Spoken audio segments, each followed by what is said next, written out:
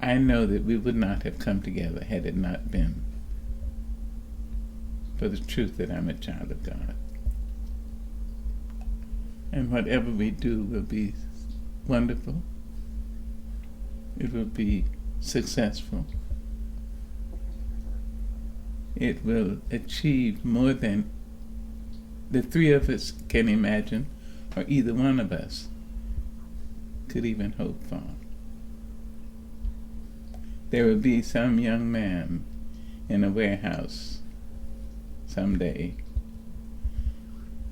who will feel his life had come to an end, and he didn't even have the right to hope.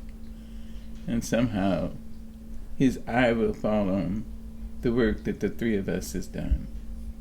We may never know his name or see his face or hear his dream, but he will be changed, enhanced, increased. Some young woman who had decided that life owed her nothing and she owed nothing. She had decided that life had no promise for her. But she'll turn on the radio or pass a car with the radio booming, and it will be playing something that came out of our meeting, and the young woman's eyes will open and her heart will be lifted up. She may decide to turn around from the gun or the knife or the narcotic.